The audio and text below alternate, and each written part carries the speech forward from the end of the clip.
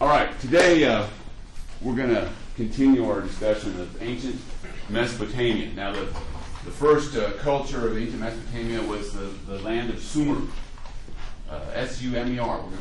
We have that. We talk about that ancient Sumeria, and it's what is today southern Iraq, right, near where the Tigris and the Euphrates rivers flow into the Persian Gulf. And this was the first great civilization of Mesopotamia. Now, Mesopotamia is a region, and it's not a ethnic group. By that I mean that what you see happening in the land between the rivers, that's what Mesopotamia means, between the Euphrates and the Tigris. Within this river valley, you see a succession of civilizations. Think of Sumeria kind of as the beginning. Kind of like, you can kind of think of Mesopotamia as being a salad. And ancient Sumeria would be the lettuce. But then what we see happening is that with every new culture, every new ethnic group that enters in and settles in Mesopotamia, they bring something new to the table. They bring in, cheese and some celery and whatever you put in a salad, tomatoes. But basically, ancient Sumeria established the base. And with every culture that settled within Mesopotamia, they added to that base. And that's so Mesopotamian civilization is kind of like a conglomerate. It's a collection of peoples, with ancient Sumeria being the basis of it. In the same way that you could say that for America, England and English culture is kind of like the foundation stone, and every civilization or culture that come to America has added something to this country. So ancient Sumeria got the ball rolling. Now, we already saw that between 4000 and 3000 BC, a whole great deal of technical innovations came into play. Remember, in ancient Sumeria, in ancient Mesopotamia, you had the environmental, you had a factory, you had a region that could support a large population because of the river valley and fertile soil. And then you had all these technical breakthroughs that came into play that would help grow and support a complex culture, especially the development of writing with cuneiform writing. So now we're going to talk about the history of Mesopotamia. And when after we finish talking about Mesopotamia today, we're going to talk about a civilization that was adjacent to Mesopotamia and influenced by Mesopotamia, but went in a new and different direction, a completely different civilization. And that's the civilization of ancient Egypt. So we'll talk about Mesopotamia first, and then we're going to, after we finish Mesopotamia, we're going to start to talk about ancient Egypt along another river valley, the Nile River Valley. All right, so let's talk about the history of ancient Sumeria and ancient Mesopotamia. Now, Sumer or Sumeria, either one works, in southern Iraq, from the very beginning, it was culturally united. They all spoke ancient Sumerian. They all spoke the same language, had the same culture, had the same religion. They all worshiped the same gods. But the ancient Sumerians from day one were politically divided. The Sumerians were divided into separate city-states. Every city was independent from the other cities. And what distinguished each city in ancient Sumeria was that in every city there was one god that was particularly worshipped. I mean, the Sumerians worshipped many different gods, but every city took pride in their particular god more than, let's say, other gods. I mean, they worshipped all the gods equally, but some cities were sacred to a particular deity. Now, in the early history of ancient Sumeria, the priest, the high priest, or En, was one of the most important officials in the city. He was in charge of the temple. Like in ancient Uruk, which is one of the first cities of ancient Sumeria, they worshipped the gods Anu and his daughter Inanna. And in ancient Uruk, almost 2/3 of the city was the temple complex. And by the temple complex, I meant not just the temple itself, but where the priests lived and the granaries and the workshops that were linked to the temple. So a very big important part of ancient Sumeria was their religion and honoring their gods by building temples to them. Now, in ancient Sumeria, at the center of every city would be what we call a ziggurat. Now, ziggurats started out as simple platforms, maybe just a square platform, and on top of that built-up artificial platform there would be a temple. And it was a place of religious ritual. We saw this in other parts of the world. We saw this in ancient Mexico. We saw it in ancient Peru.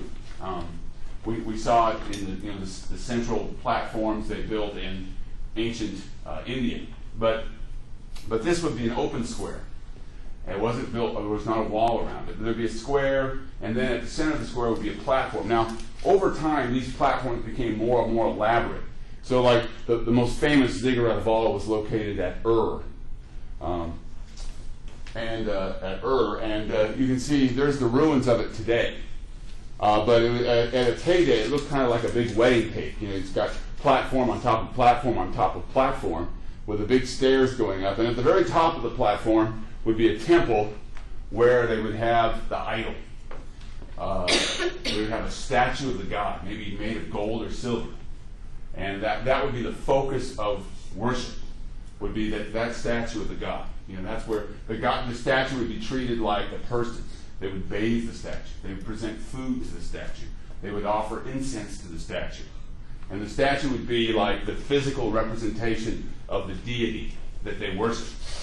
And every city had a particular god that they worshipped more than any other god.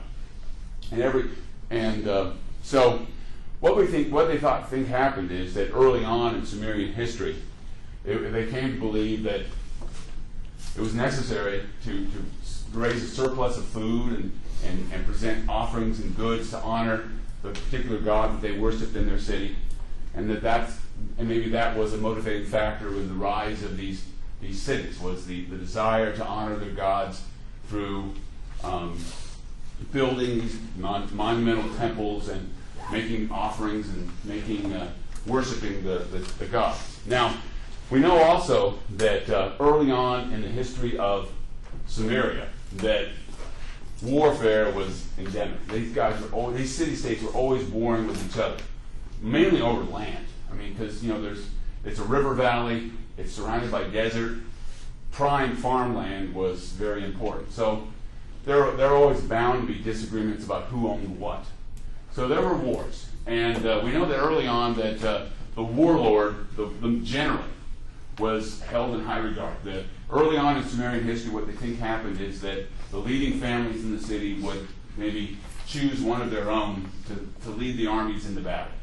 And this warlord was called the Lugal. That was the term in ancient Sumerian, Lugal. Now, over time, though, some Lugals became more like what we consider kings, in the sense that they were so successful as generals that they were able to pass on their authority to members of their family, maybe to their eldest son. And so you had the establishment of dynasties. So over time, the Lugals became more like kings rather than generals. Now, by the time we get to the early dynasty period, about 2650 BC or so, some Lugals had amassed so much power that they dominated the city's religious establishments as well. For example, it became the custom in many cities that, let's say, either the wife of the Lugal or maybe his eldest daughter would be the high priestess of the temple and would be symbolically married to the deity. Like in ancient Ur, the daughter of the king, the daughter of the Lugal, was always made the high priestess and the wife, the symbolic wife of the god Sin, the moon god, which was the main god worshipped by the city of Ur.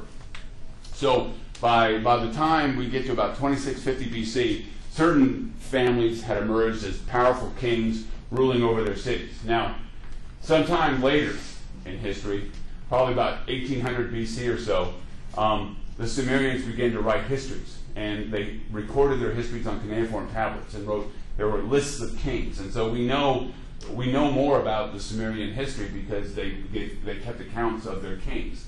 And based on the king's list, and kind of going back through the genealogies, you can determine that the first great dynasties to rule over Sumeria began about 2650 to 2400 BC, these early dynasties ruling over the Sumerian city-states. Now, one of the one of the earliest dynasties, most powerful dynasties, was the first dynasty of Ur. And now Ur was the city where they worshipped the moon god Sin. That's where they built the greatest ziggurat of all. And archaeologists have found this is back in the 20s or so, archaeologists in Iraq discovered the tombs of the royal family. They're the great tombs. They're in the shape of, you know what a beehive looks like? They're in the shape of the giant beehives. And most of the time, tombs get stolen. They get ripped off over by grave robbers because they're always filled with, you know, wondrous goods. But they found they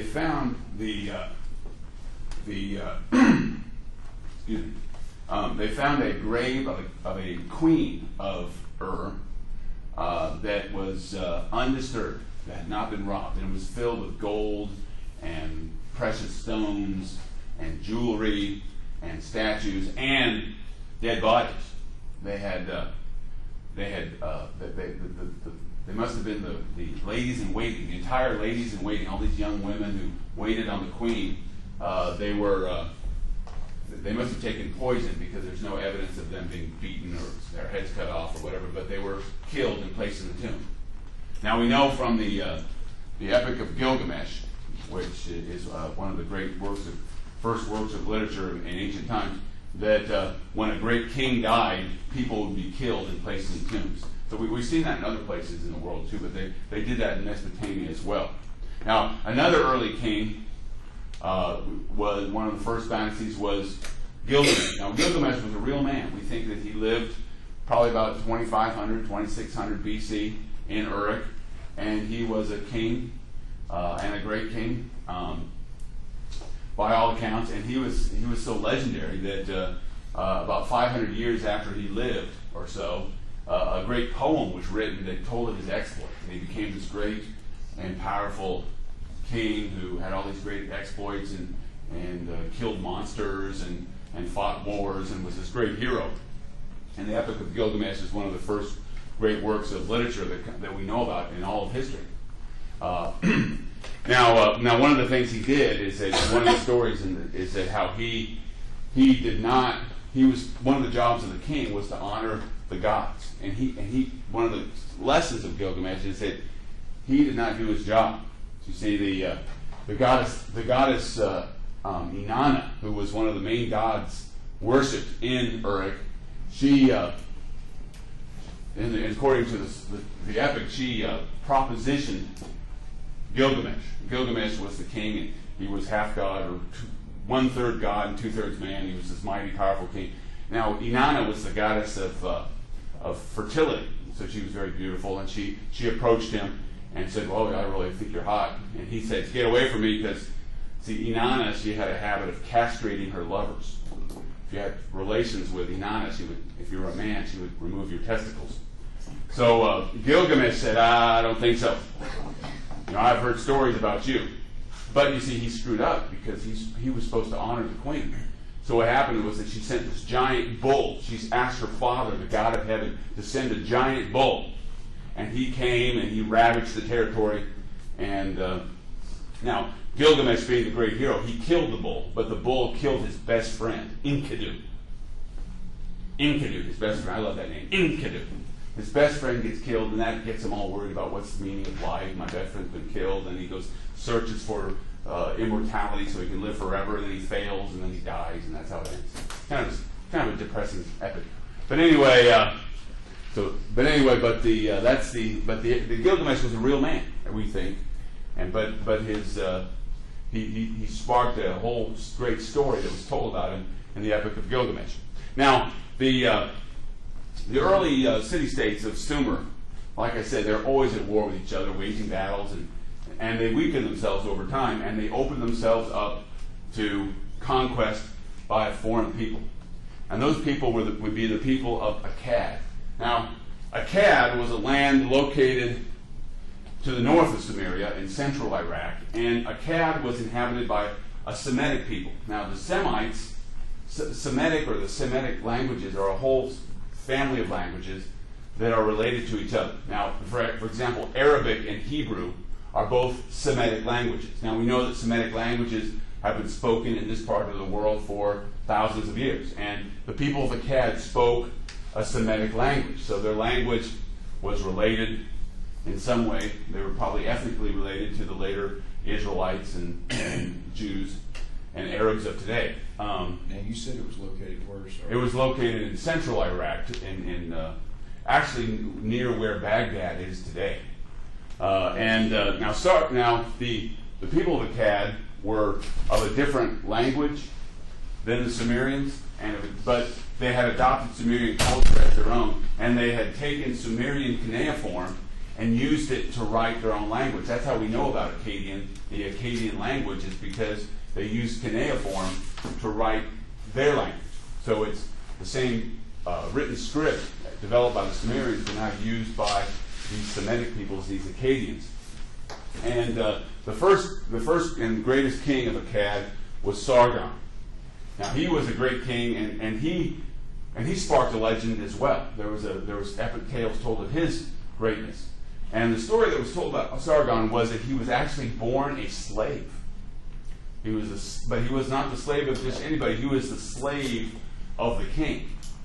And the story goes that he was a trusted slave of the king, and the king gave him more and more authority and power to govern his armies and to be this and to be that. And eventually Sargon rebelled against his master, declared his independence, and became the king of Akkad and ruled over the land. So he went from slave to king. That's the poetic version. I don't know whether there's any truth to it, but that's the story that was told of Sargon, from slave to king in one lifetime. But Sargon of Akkad is one of the first great conqueror in world history, because he took advantage of the fact that Sumerians were waging war against each other, and he brought his armies against Sumeria, and he conquered Sumeria.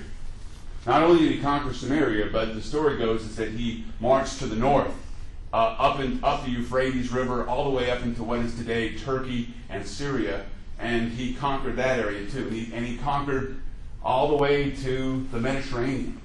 So one of his boasts that he made, according to the tradition, was that he ruled from sea to sea, from the Persian Gulf to the Mediterranean Sea. He ruled over all the land. So he created one of the first empires that we know about in world history. And he was able to establish a dynasty, and that his family, his successors, were able to rule over this empire that lasted for a little less than 150 years or so. So it lasted for a couple of generations. Now, the rulers of Akkad were smart, and they realized that they needed to find some way to unify their peoples. They didn't want to just rule by force. They wanted to win over their subjects. So now among the Sumerians that they had conquered, one of the main deities was the god Enlil.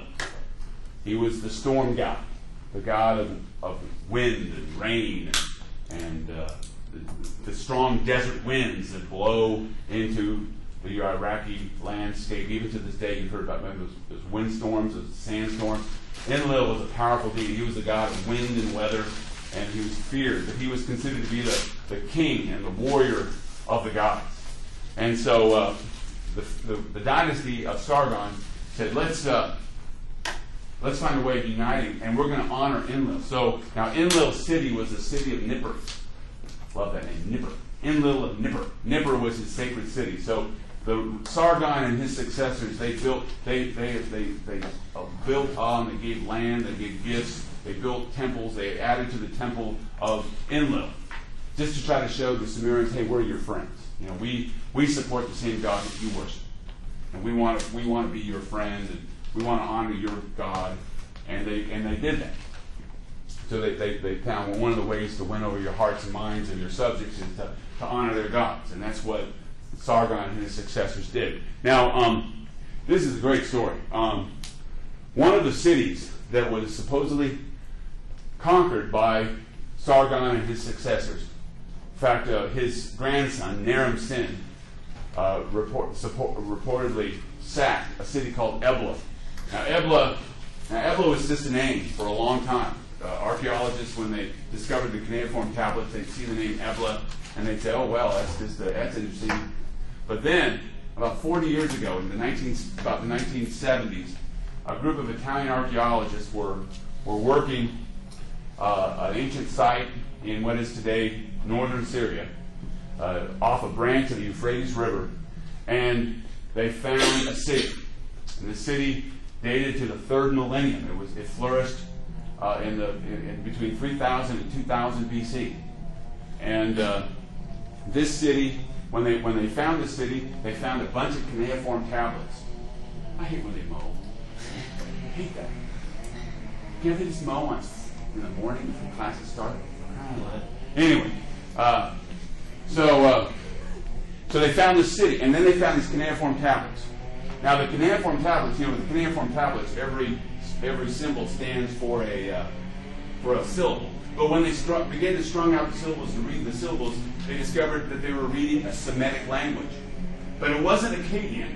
It was a different Semitic language. So the people who lived in this city in what is today northern Syria, they were speaking a language that was very similar to what was spoken in Akkad, but it was different. It was a new, this was a language that hadn't been spoken in centuries. But it was a Semitic language related to modern Hebrew and modern Arabic. But they found this ancient city. So here we are in northern Syria, and they found a people who have adopted Sumerian cuneiform as their own written script. And they also found out from reading these cuneiform tablets that these people at Ebla had adopted many aspects of Sumerian culture as their own. Many of the same gods they worshipped. They even had the term Lugal. They borrowed the term Lugal, but they didn't use it for king. They used it for a military commander. See what I'm saying? So they adopted many aspects of Sumerian culture as their own. And here we are way to the north of Samaria in what is today northern Syria. Now, one thing they did notice about Ebla was that they had maintained certain aspects of their culture that were very unique to this part of the world. And this was important for biblical scholars because they discovered that these ancient peoples had many practices that became associated later in history with the ancient Canaanites. These were the neighbors of the ancient Hebrews, the ancient Jews. And for example, they didn't build ziggurats, but they built instead, the city was built around a hill, and on top of this hill, they had built their temple. Now, they were called hill sanctuaries, and this would be a later practice of the Canaanites. And of course, if you know your Bible history, the most famous Temple Mount was the great temple the Jews built on a mountain in Jerusalem. But here we have 2,000 years before Solomon built his temple. You have a temple built on a hill, and it had the exact same structure as the tabernacle. If you read the Old Testament, Moses out there in the desert, he built a tabernacle, had a big courtyard, and at the center of the courtyard was a tent of meeting divided in two with a Holy of Holies and an outer room. That same structure was built at Ebla. Same structure, same design, with a courtyard, with a Holy of Holies. Now, if you read the Old Testament, you know that at the center of the Holy of Holies, in the tent of meeting in the Exodus and later in Solomon's temple, was the book of the law, the Ten Commandments. But the difference here was at Ebla, they had a big old idol, a statue in gold and ivory, gold and silver of their deity. So the focus was on their idol. The focus was on the statue, which was the physical representation of the deity. Now, at Ebla, they worshiped a god that would be known to the later Canaanites and the later Hebrews as Baal. Now, his name was Hadad. Hadad, or Adad, means the thunderer. He was the god of wind and rain and weather. And he was the storm god. And Baal is actually a title. It means Lord. And it means like Lord God, Lord Hadad, Baal Hadad. And they would honor this, and so the main deity worshipped at the city of Ebla was the god Hadad, also known by his title Baal. And this deity would be worshipped for many centuries, even in the times of the Jews. That would be the Jews would sometimes they'd worship Baal, sometimes they'd worship Yahweh, and that was a big rivalry in the Iron Age. But early, even at this early date, they find this. And many of the Canaanite gods that were worshipped, that we hear from the Bible, were worshipped here at Ebla. Now, what was very surprising about Ebla, and was very controversial, was that they found that there were certain names, personal names, that people had from reading these cuneiform tablets that included the name Yahweh. Now, Yahweh is the name of God in the Old Testament. Now, what they found at Ebla was that they found that people had personal names. Some people had names that indicated that they worshipped Yahweh, because in the Semitic languages, a lot of people took on their names, included the names of their gods, like Baal loves me, or this God loves me, like David. The name David means beloved of Yahweh. But they found these. They found all these names that included what appears to be the name of the God Yahweh. So, if this is true, if this interpretation is correct, that would mean that not at Ebla. Ebla, there's no evidence of the worship of Yahweh formally in the temples or in the rituals. But this would mean that there were people who lived at Ebla 4,000 years ago, or more than 4,000 years ago, who were worshippers or followers of a God known as Yahweh. Now, whether it was the name was just a name, or whether it was the same God that the Hebrews worshiped, that's we don't know. But it's interesting that these ancient names that we hear from the Bible were in existence centuries and centuries before the Bible was written down. Now, according to the traditions of the kingdom of Sargon, the city of Ebla was destroyed when it rebelled against Naram-Sin, the grandson of Sargon. And archaeologists have determined that around that time, around 2200 BC or so, the city of Ebla was destroyed. It was burned to the ground. So that archaeological evidence would seem to support what we know from the history of the dynasty of Sargon. All right, now, about 2200 BC, though, what happened was that the kingdom of Sargon, the dynasty of Sargon, came crashing down, and this is a repeated historical event in the history of Mesopotamia. It was brought down by invaders, and the invaders were the Guti. Now, the Guti were people who lived, we think, to the northeast of Mesopotamia in what is today Iran. And what divides Iraq and Iran is a series of mountains called the Zagros Mountains. And it's believed that the Guti were mountain people. They weren't, based on the description of these people by the ancient Sumerians, they were a nomadic people. They raised cattle. They were basically, from the Sumerian perspective, barbarians. And that these Guti came in and overwhelmed the remnants of the kingdom of Sargon. And the Guti took over Sumeria for about a century. Now, the Guti tried to win themselves over to the Sumerians and tried to adopt Sumerian culture as their own, but from the perspective of the Sumerians, they were always viewed as barbarians, as crude, barbaric people. Now, eventually what happened was that the Sumerians decided to rise up and expel the Guti and restore their independence, and eventually they did. Now, when the Guti were expelled about 2100 BC or so, it's called the Third Dynasty of Ur. The rulers of Ur were able to establish a unified government. They were able to unite all of Sumeria. So for the first time, the Sumerians had united Sumerians under the Sumerian rule. They weren't conquered by a foreign power. They were united under the kings of Ur, the Third Dynasty of Ur. Now, the Third Dynasty of Ur was so powerful that they were able to expand and kind of recreate the empire of Sargon. They expanded into the north, into northern Mesopotamia.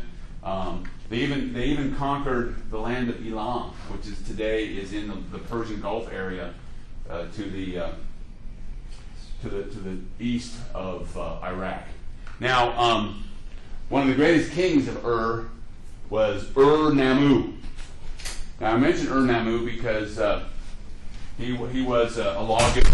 Many people think that he the Code of Hammurabi.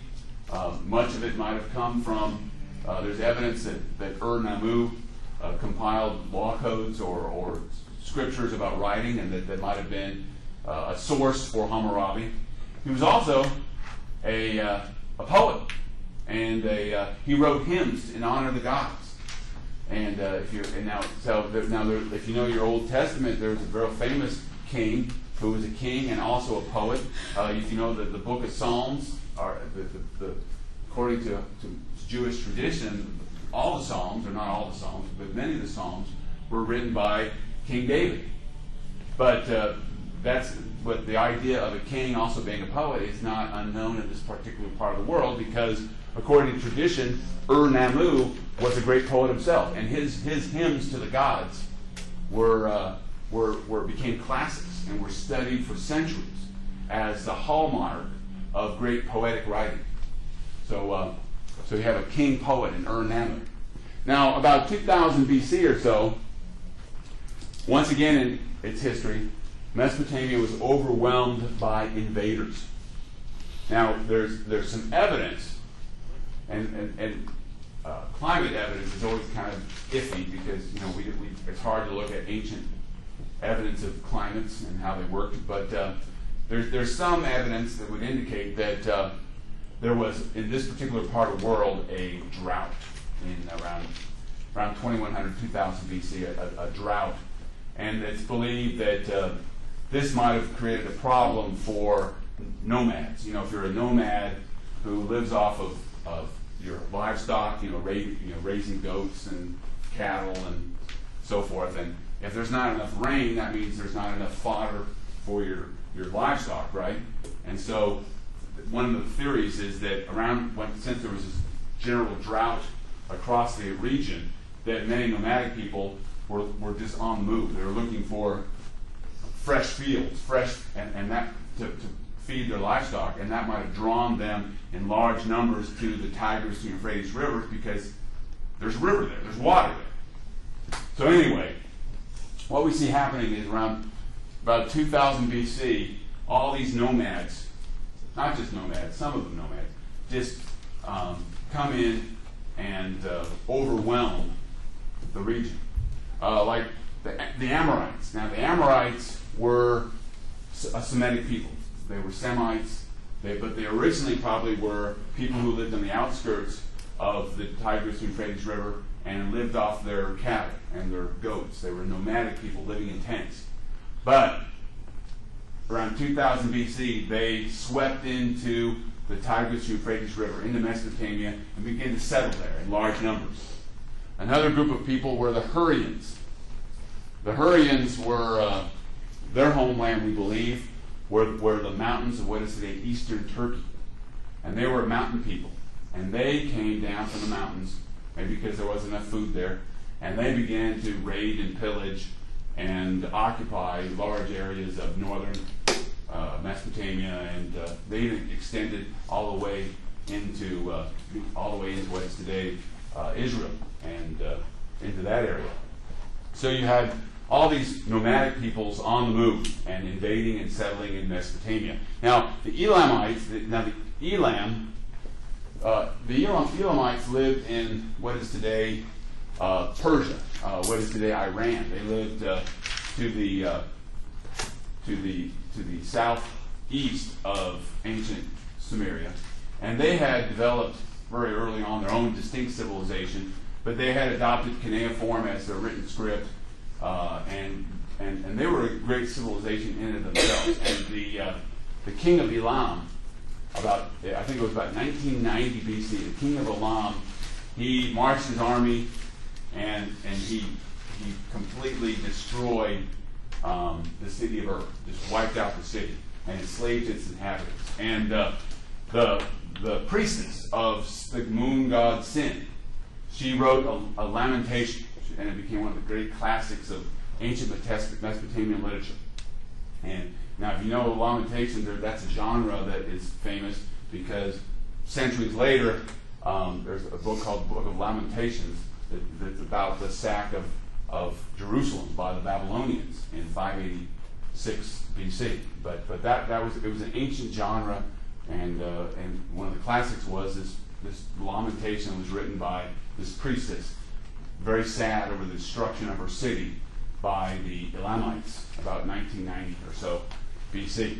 So basically, these invasions and these migrations created a lot of disorder in Mesopotamia. Remember, there was this disorder that would have ramifications beyond. Remember, in ancient India, the Harappan civilization was influenced by the breakup and the instability in Mesopotamia because it disrupted trade between Mesopotamia and northern India.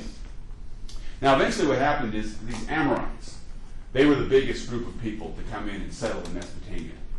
And they came in the largest numbers. And they established their own kingdoms.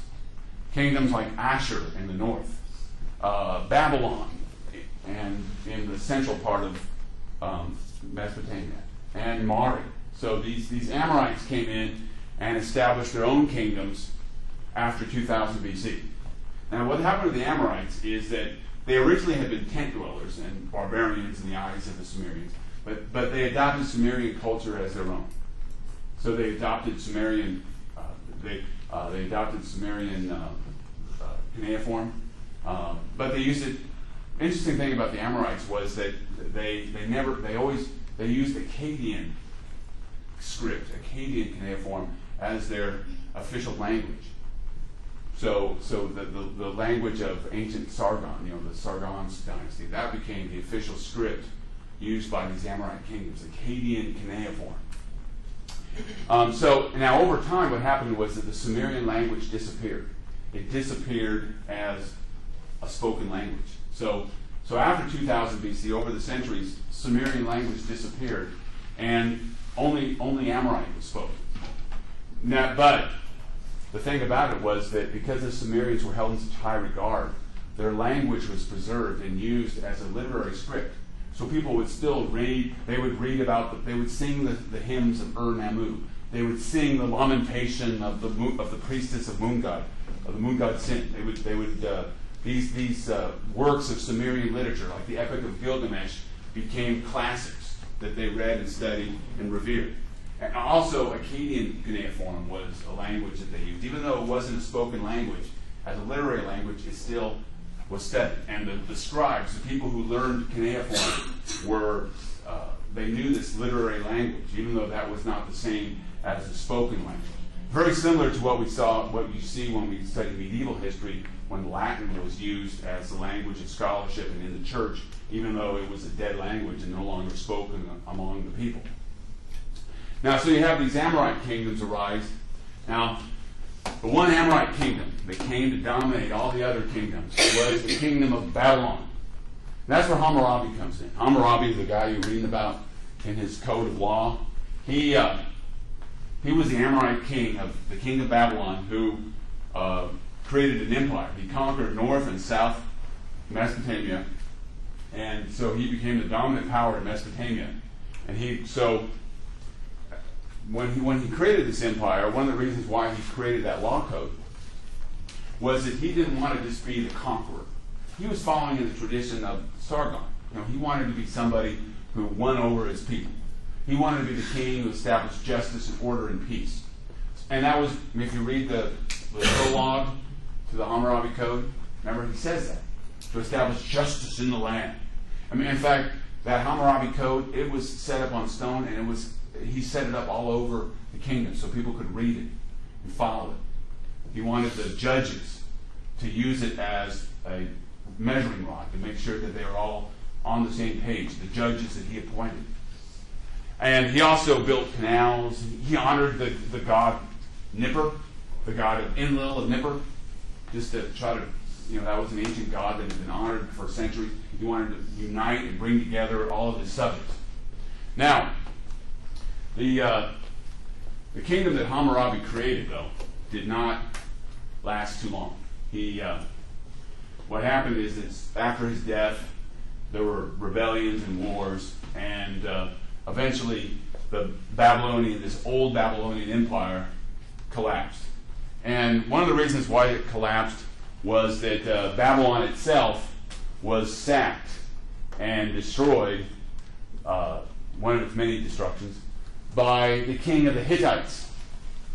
About 1600 BC, you hear about the Hittites. The Hittites were an Indo-European people in the sense that they were ethnically related and spoke a language very similar to that language spoken over in by the Aryans that invaded India.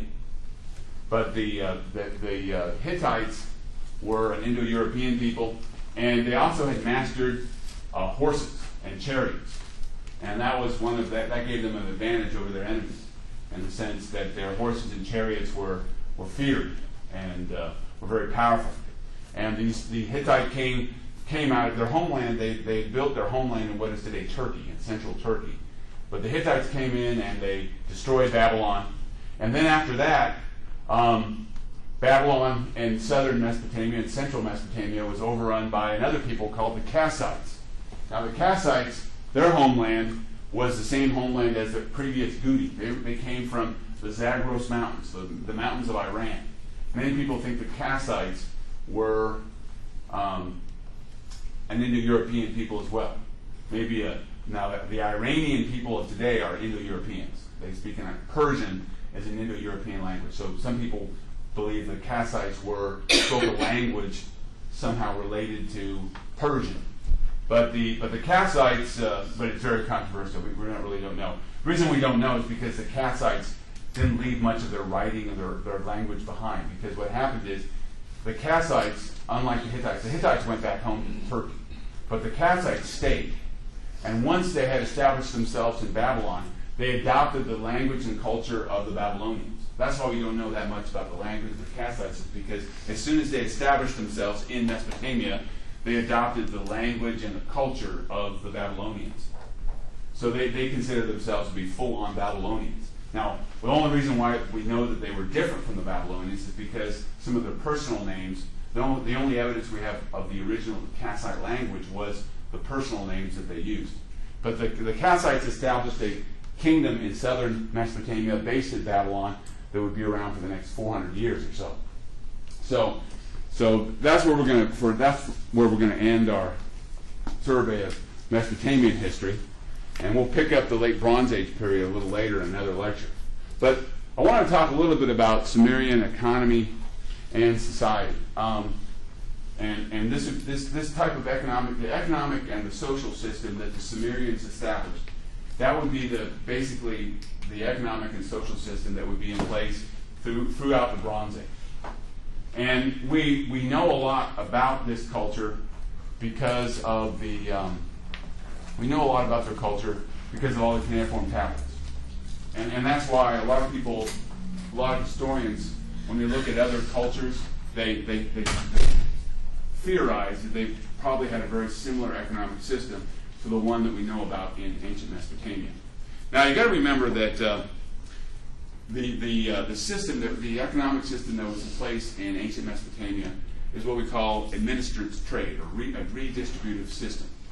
Now they didn't have coins. They didn't have a money economy. So the problem was, how do you make sure that the surplus gets distributed in such a way that everybody gets what they need on a very large scale? And they didn't have a market economy. Now they bartered. We know that they bartered. You know, they would trade goods for goods, and sometimes gold would be measured and gold would be used as a medium of exchange. But they didn't have a full-on market economy like we know about today.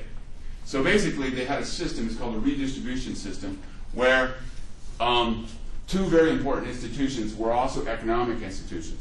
The temple of the god and the palace were not, now the Lugal was a political figure, the En was a religious figure, but both the palace and the temple were economic centers. And what would happen is that the goods, the agricultural surplus, let's say, the peasants, the people working in the farms, the laborers, the farm laborers, they made up like 90% of the population. And they worked producing a surplus, barley and grain, and barley and wheat would be collected, and collected by either the palace or by the temple. Sometimes maybe the Lugal might designate one of his officers to collect for him the agricultural surplus. And that's why when the temple and the palaces had huge granaries, because all this goods would have to be stored somewhere. So they would collect in the form of taxes in kind, grain and livestock, and they would collect them, and then they would redistribute them, because associated with the palace and the temple would be merchants and craftsmen. These were the people who lived in the city. I mentioned earlier that every temple had an area of workshops that were linked to the temple. The same with the palaces. Every palace had an area for workshops, and these would be the craftsmen who would produce goods for either the temple or the palace. And these craftsmen would in return for their work, would receive grain. They would receive their payment in kind. So that's how it worked. So the goods would be collected by the temple or by the palace, and then distributed to merchants and craftsmen. Now they'd have to be distributed to the scribes, because to make sure that everything was accounted for, to make sure that everybody paid their taxes, and that make sure that the merchants and the craftsmen got their food, you had to have scribes, people who were trained in cuneiform to keep track of everything on the clay tablets.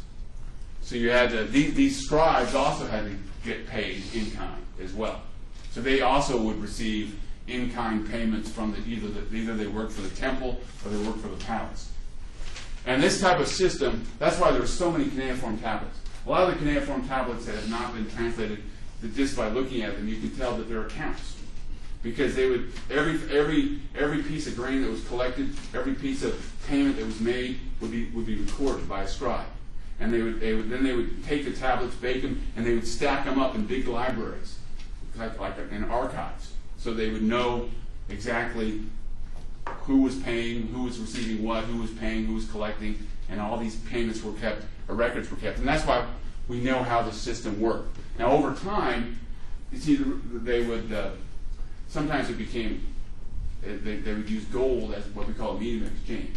Gold was a precious metal, and sometimes what would they do is they'd say, well, instead of bartering goods for goods, they would say, I'll pay you this much in gold.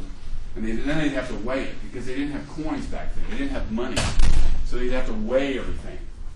And that's why if you read like Hammurabi, or if you read the Bible, it talks a lot about people, the worst thing you can be is somebody who cheats on their weighs and their measures. Somebody who's cheating on the measuring stick. Because if you're doing that, you're screwing somebody over. You're like you're messing around with the measuring system, the balance system, so you can take advantage of somebody. And that's why that's strictly forbidden in the Bible. It's forbidden in the Hammurabi Code, because without outside of the administrative trade, that was the only system they had, was weighing gold. And we know that over time, the area around the ziggurat, the area around the temple, there would be a square area, and that's where people would come, and sometimes that's where you would have these exchanges take place. But they'd always have, everything would have to be measured out. It was very, very time consuming, because you'd have to squabble over the price, and then you'd have to get the gold out, and then you'd have to make sure that the measures were right. And buying and selling goods was, before the invention of money, was a very laborious process. That's why it didn't work on a large scale. That's why you had to have this redistribution system in place to make sure that everybody in the city, all the specialists, the scribes, the merchants, the craftsmen, you had to make sure that they had adequate food, and that's why you had to have this big administrative system in place. All right, so that's the economic system. All right, now if you look at their social structure, the social structure of ancient Mesopotamian society was, you kind of think of a big pyramid. The poorest people made the biggest bulk of the population. So if you lived in ancient Mesopotamia, 90% of the population were people who lived on the land. They were just agricultural laborers. If you were an agricultural laborer, either you worked for the temple or the palace, or you worked for an official that had been given land by the temple or the palace. maybe leased out land. So you worked out as a peasant, and you worked day in and day out as an agricultural laborer. Now you also had large numbers of slaves. Now in ancient Mesopotamian society, slavery was not a permanent condition. Slaves were either people who had been captured in war. When you went to war with another state, you would enslave the population. That was the reason for going to war. It got you a steady amount of slaves. So slaves were people who had been captured in war. They're also, in those days, they didn't have welfare. So if you were starving to death and you had no way of supporting yourself for whatever reason, you could just sell yourself into slavery, or you could sell your children into slavery, and that way you'd survive. So people who were in debt would sell themselves into slavery or become slaves. But the thing about being a slave was that if a lot of times within your lifetime you'd be granted your freedom. If you were a good slave, you'd be given your freedom. Or when you had paid off your debt, you'd be given your freedom. And we know in the case of Sargon, he went from being slave to king, right? He had to have a rebellion first, but being a slave was not a permanent condition. It was just a situation you happened to be in. But peasants and slaves made up the bulk of the population. Now, you did have a middle class, so to speak, but they were very small percentage of the population. And these would be the people who lived in the city, who worked as craftsmen or as merchants. Craftsmen usually worked for the temple or the palace, and their job was to produce goods. The statues of the gods, somebody had to build those, right? And the kings and the priests needed to have nice things to wear, right? So craftsmen were a middle class, so to speak. They usually lived in the city. And now merchants were usually employees of the palace or the temple. They would be, sometimes you kind of think of them as independent contractors. They would go out and go to distant lands and get a percent. They would usually be sent out because they needed to go overseas to get precious metals and gems and other precious goods, incense and other aromatic goods, for the temple worship. And so you have to send out these merchants to go to distant lands to acquire these precious goods, these luxury goods for the temple or the palace.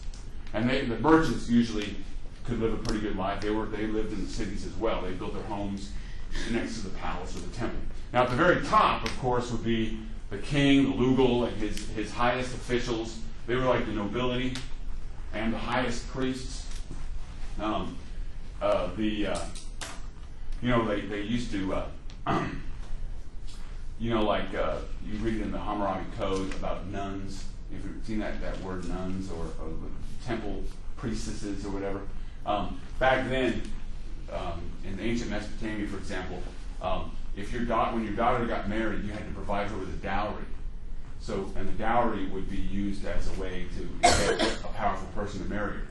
So you put up the dowry, but when you put up a dowry, that money went to whoever marries your daughter, right? So you have to put up a big dowry so you could get marriages were all arranged, and you always want to marry somebody who's powerful and wealthy to make you look good. So you arrange for your daughter to marry some powerful person. But in order to do that, you have to put up a big dowry to attract a powerful person. But what happens if you don't want your money to go to somebody else? What you could do is you could make your daughter a priestess, and the dowry would go to the temple. And it was like a bank account, because you could draw on that money if you needed to.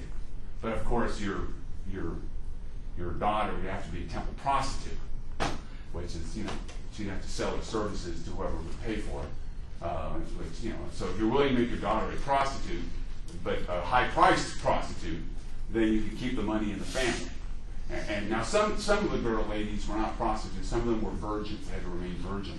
So either you were virginal or you were a prostitute, but that doesn't sound like either one doesn't sound like a preferred livelihood for a woman, I don't think. Somebody had a question. Yeah, I have a question.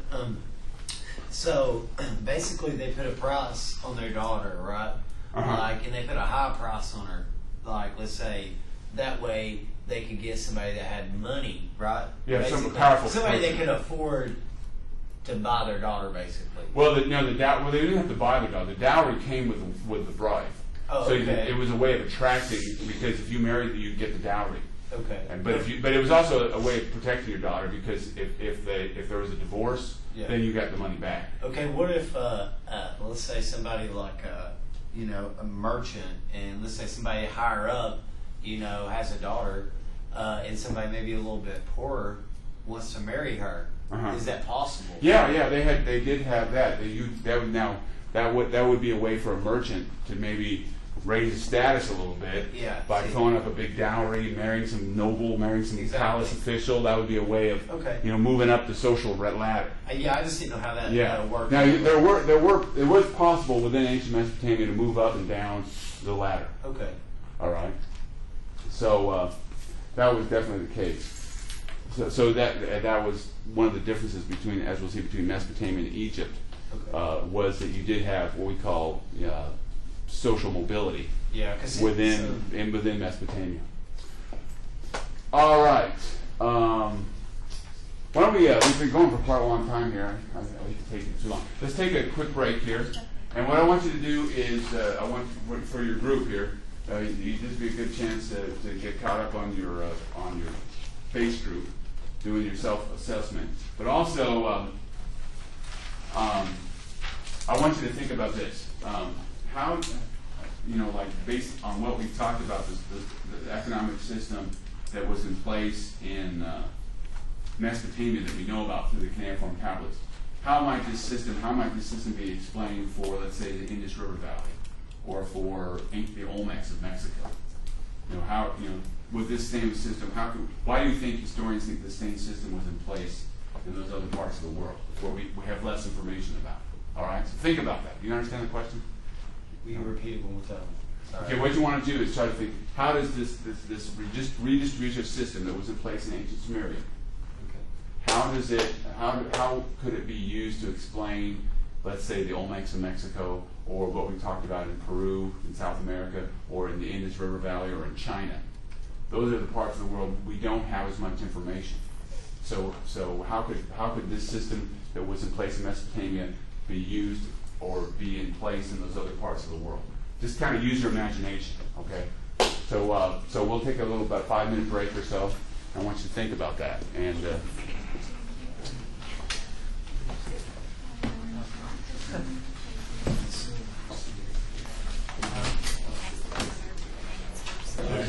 all right, folks. Let's just get back together again. What do you guys got for me?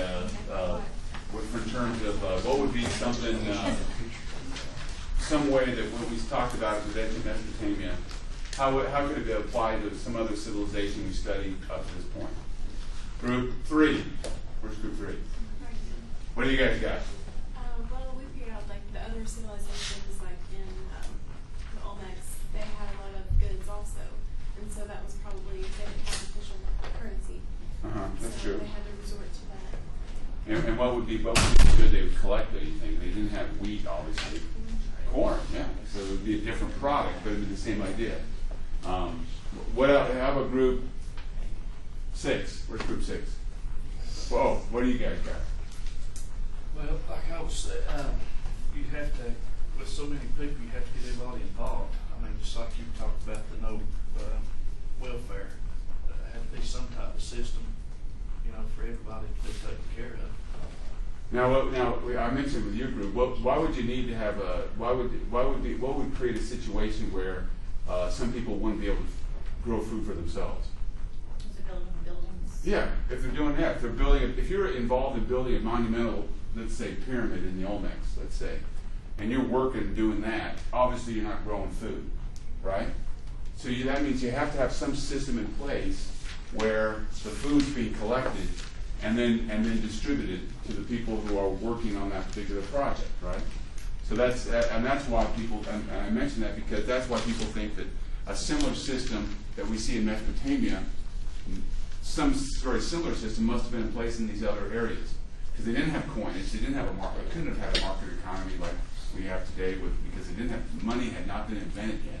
So they had to have some system in place to make sure that when they did a big project or build a monumental building, that people got fed. Or when people specialized in a particular craft, that those people who weren't engaged in agriculture got fed. Yes? Well, there's proof of that in the Old Testament when Joseph told Pharaoh that there would be a drought, and they had to have a distribution system at that point. That's a good example. If you know you're in the book book of Genesis, Joseph tells the Pharaoh there's going to be a drought, so they collect all the food, and that's how they feed everybody, right? When the food later, and that would be the beauty of a centralized system of taxation. It's also another example of how the nomadic peoples wandered in and descended upon an existing quote-unquote organized civilization in order to survive the drought. That's right. That would be an example. Then that's from the Bible. You remember, if you know your Old Testament, remember Joseph's family came to Egypt because there was a drought. There were nomadic people living in tents, and they came to Egypt originally because there was a drought in their homeland. They had no food. Stayed for several hundred They stayed for 400 years. But that happened. That probably happened a lot around, and that probably happened up to 2000 BC. But you had nomadic peoples moving into Mesopotamia because they needed food. They were starving. But Tlaloc, that was part of the Olmecs, right? Tlaloc was in the Olmec in Mexico. Tlaloc was the one where it was, wasn't that the one that was up in the mountains where everything was covered with jaguars? Yeah, jaguars. Yeah. I mean, that was a real good example of how that had to, be supported by, this means. In other words, because they could get all that up there without having that. You needed to have some kind of system in place to put that all at work, to build the temples and to honor the gods. That's right. All right. So let's before we leave here, before we leave Mesopotamia and get to Egypt, I want to talk a little bit about polytheism. Now, we know a lot more about the ancient Mesopotamians and their religion than we know about a lot of other cultures because of cuneiform tablets. So it gives, now polytheism is the belief in many different gods, and that polytheism is more common than monotheism. Monotheism is the belief in one God. Now we think of monotheism as being predominant now because the major religions in the world, Christianity and Islam, for example, are monotheistic religions. But in the history of humanity, those types of religions are fairly new. And from ancient times, many people believed in many different gods. In India today, the Hindus still believe in a multitude, thousands upon thousands. I think there's somebody counting, there's over 1 million Hindu gods or something like that. But in ancient Sumeria, they worshiped these different gods, and these gods tended to be forces of nature. They tended to worship and honor the forces of nature. And when they built an idol, built a statue of the god, and built a temple to the god, they believed that by honoring this god, that they would win the support of that force of nature. Or they would honor that force of nature because of its benefits to the culture. For example, one of the major gods in ancient Sumeria was the god Utu. Now, later on, when the Akkadians and the Amorites, the Semitic peoples came into Mesopotamia, they identified their local gods with the gods worshipped by the Sumerians. So the god Utu became the god Shamash, the sun god. Remember, in the book of Hammurabi, in the laws of Hammurabi, Shamash, the sun god, who gives the law code to Hammurabi, at least he claims anyway. Another big goddess was Inanna. She was the goddess of sex, goddess of fertility of the fields. You want to have good, fertile fields. You want your livestock to reproduce. You want your children. You want to have lots of kids. You want to have good, fertile fields. So you've got to make sure that Inanna is happy. She wasn't a very pleasant god. She was the goddess who castrated men. And you didn't want to make her angry, because if she made you angry, she would send the giant bull from heaven to ravage your countryside. So she was a scary goddess among the Sumerians. Doesn't that contradict fertility? I mean, if you wanted to have a lot of children and then she... Yeah, it's just now they think that the thing was, this is the thing about Inanna. Her priests were eunuchs. Men who were castrated. Castrated men were her priests. Doesn't make sense, does it? But that's what they did. This was later on in ancient Canaan, among the Canaanites.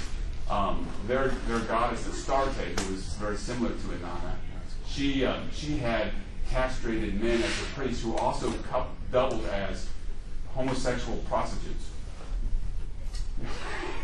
So you had homosexual prostitution linked with castrated men who were honoring the goddess of fertility. Go figure. Question. What did you have to do to keep her happy? You had to give her lots of sacrifices and build big temples to her. Otherwise, she'd bring terror and destruction to your land. Now, Now another big god was the god Enlil. Okay, he was the storm god. Now among the Mesopotamian people, they worship gods like Hadad, the god of storm, or among the Babylonians, their storm god was Marduk. But in the traditions of the Sumerians, Enlil was a scary god. He was the god of wind and storm. And this is the story that's told. The story that the Sumerians had their own version of the flood story. Now you probably, if you know your Old Testament, you've probably heard of Noah and the ark and all that stuff.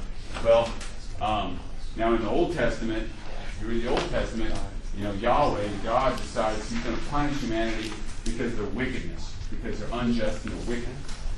But, among the Sumerians, in their version of the flood, Enlil decides that he's going to destroy the human race because they're keeping them up at night, man. They're just too darn noisy. They make a bunch of noise. They're annoying. He says, I hate these people. They're like ants. I'm going to destroy them.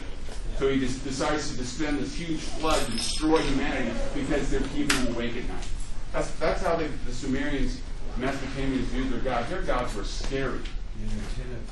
And and what happened was that this god Ea, the god of wisdom, he realized that Enlil was going nuts. So he informed the man, the peace team, and informed him that there was just going to be this big flood, and he built an ark, and his family survived the flood. And